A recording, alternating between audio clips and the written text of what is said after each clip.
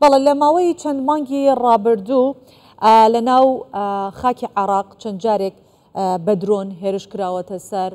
فڕۆکەخانەی نێودوڵەتی هەرێمی کوردستان و جگە لەوە زۆر جاریش بنکەکانی هێزەکانی هاوپەیمانان بە ئامانجگیراون جا بە ئامانجگرتنی ئەو بنکانە سەقامگیری هەرێمی کوردستانیشی تێک داوە و ئەمە مەترسی هەیە بۆیە گفتوگۆ سەبارەت بەم هێرشانە ئەکەین کە ئەمانج لەم هێرشانە چییە ئایا ئەجندایەکی دەرەکی هەیە کە دەیەوێت ئەم هێرشانە ئەنجام بدات هەموو ئەمانە گفتوگۆکەین لەگەڵ دکتۆر سامان شاڵی شارەزای سیاسی کە لەگەڵمانە بەخێر هاتی دکتۆر زۆر سپاستانێک سپاس بۆ جەنابەت دکتۆر ئامانج لەم هێرشانە چییە ماوەی چەند مانگێکە دووبارە دەستی پێ کردوتەوە طبعا ئەمە تازە نیە ئەم هێرشانە لەسەر بنکەکانی هاوپەیمانیان بە تایبەتی ئەمریکەکان لە عین الأسد و لە ڤیکتۆریا و لە حەریر لە هەولێر و لە حەریریش بەڵام لە دوای شەڕی حەماس و ئیسرائیلەوە ئەم زیای کردووە و ئەم جەماعەتەی کە ناوی خۆیان المقاومة الإسلامية على أساس ئەوان والیەکەن کە ئەمریکا واز لە پشتی دعمی ئیسرائیل بێنە و ئەمەش مستحیلە چونکە تەنها حەلیفی ڕاستەقینەی خۆی ئەزانێ و مەسئولە لێی ئیسرائیلە لەبەر ئەوە بە هیچ نوعەیەک لەو هەنگاوە ناچێتە دواوە هەموو دەعمێکی هێناوە و ئەزانین ئێستا دەریای ناوەڕاستی پڕ کردووە لە چۆنەڵێ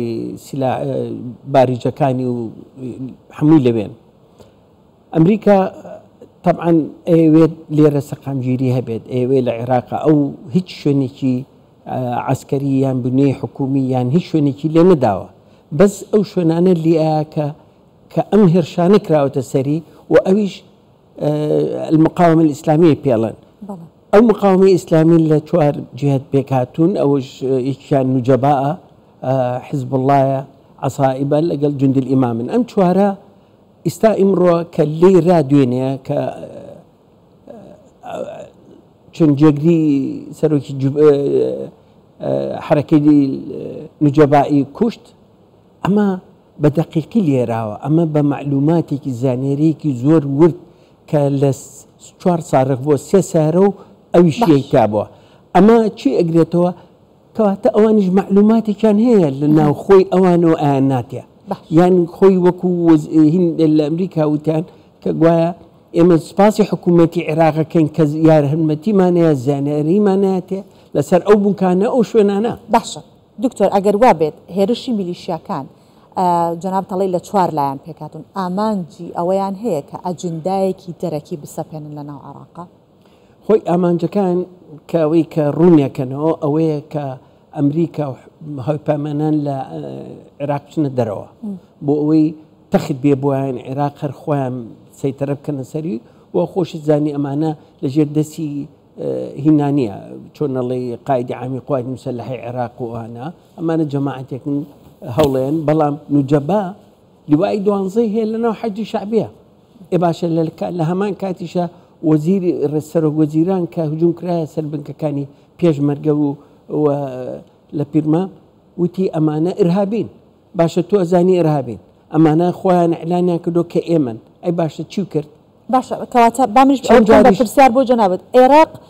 بۆچی بە فەرمی لەسەر ئەم هێرشانە هیچ هەڵوێستێکی نییە گەر هیچی بەدەست نییە عێراق هیچی بەدەست نییە سودانی هەوڵەیە بەڵام سودانی زەعیفە سودانی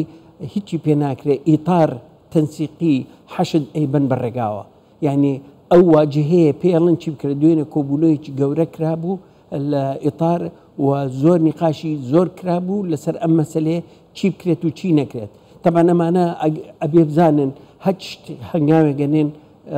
ڕەتفعلی ئەمریکا چێ بێ چ زەرەرێگا لە عێراق ئێستا مەسەلەن باشە کەواتە زیانەکانی ئەم جۆرە هێرشکردانە بۆ سەر بنکەکانی هاوپەیمانان ئیتر لە هەرکوێ بن ئەزانی کە لە هەرێمی کوردستانیش بنکەیان هەیە چ زیانێک بە عێراق گەێنێت طبعا زیانی ئەوەیە کە استقراری تیانابێ ئەمانە مهم نییە لایەن سەروەری عێراق یان عێراق چونکە ئەوانە ئەجندایەکیان بەدەستەوە و کارەکەن بەسەر ئەجندایەکی دەرەکی سیادەی عێراق مهم نییە لایەن مهم ئەوەیە ئەو ئەجندانی کە لە دەرەوەیە هەیە بۆ ناوە جێبەجێکەن ئەتر مهم نییە هیچ شتێکی کە لایەن نییە سیادەی عێراق کەوتۆتە ئەو لەوێت باش سودانی قسەکە ئەڵە بەحسی سیادەی عێراقیەکە لە نتاقیەوەی کە سەرۆک وەزیران و ئەوانەیە باشە کە ئێمە لێراین ئەی کوا سیادەی عێراق باشە دکتۆر ئەو جیاوازیە چییە کاتێک کە هێرش ئەکرێتە سەر بزوتنەوەی نوجەبا لە عێراق دەنگ دەرەچێت و بۆ ئەکەن بەڵام کاتێک ئەکرێتە سەر هەرێمی کوردستان هەمان هێرش ئەکرێتە سەر هەرێمی کوردستان هیچ دەنگێکیان لێنە بۆچی لە کاتێکە ئەم جیاوازیە ئەبین بانێک و دوو هەوە بالضبط بانێک و دوو هەوایە چونکە ئەوان خۆیان هەوڵەیان هینی خۆیان بپارێزن یەکن یەکەڵوێستن پێکەوە بەڵام بەداخەوە ئێمە یەکەڵوێزنین یعنی مشکلەکە ئەوەیە لە بینی ئەو کە لە پێشمەرگێرە هیچ قیادەیەکی ئیطاری تەنسیقی نەهاتە دەرەوە ئیدانەی بکات سەرۆک وەزیران وتی ئەمانە ئیرهابین ئیدانەی کرد بوو بە فەرتەنە لە سەری کە ناوی نام بە ئیرهابی تەماشاکە بەس هین بەحسی کرد خەمیس خەنجەر ئیدانەی کرد بەڵام بەحسی بەم بێت چووکا بۆ ئەخر ئێمەش بابزانین خۆهر ئەوان نین ئێمە لە هەموو لایەکە و لێرە تورکیا فەرمودیەکانی وێران کردوین سنوورەکانی گرتوین ئەی کەس بەحسیەوە ناکە کە بەحسەکەن ئێستا ئەوەن داواکەن حولەفا و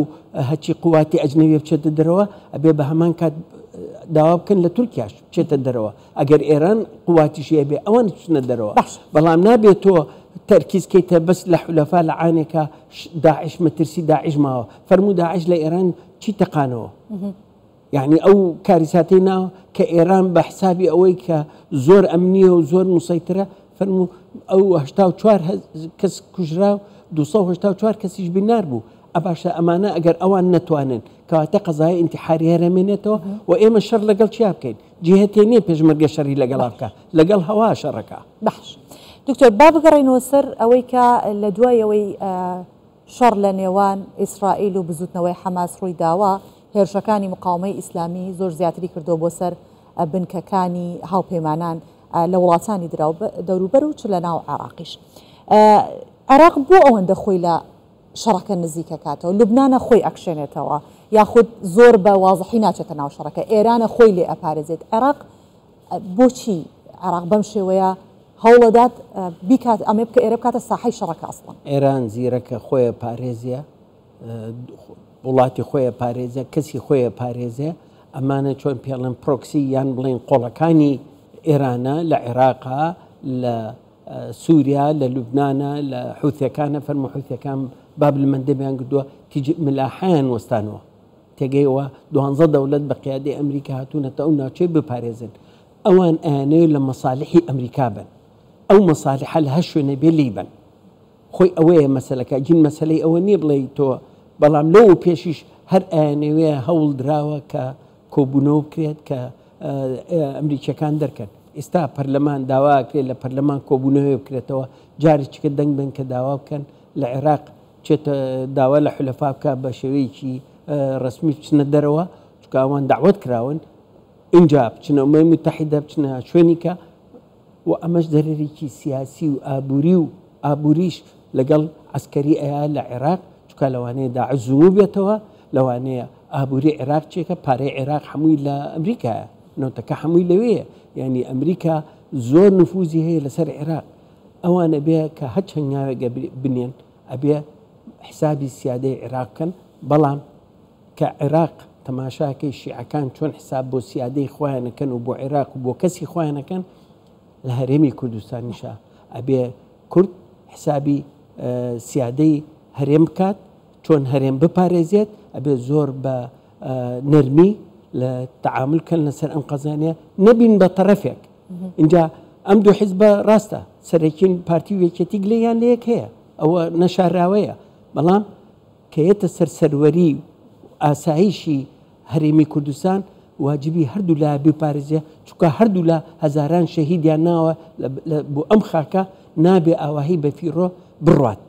لەبەرەوە ئەبێ هەوڵ بن پێکەوە ئەم کوردستانە بپارێزن. بەڵێ ئێمە سپاس دەکەین دکتۆر سامان شاڵی شارەزای سیاسی لەگەڵمان میوان بوویت و سەبارەت بەم هێرشانەی کە دەکرێت تا سەر عێراق سپاس دەکەین کە لەگەڵمان بوویت.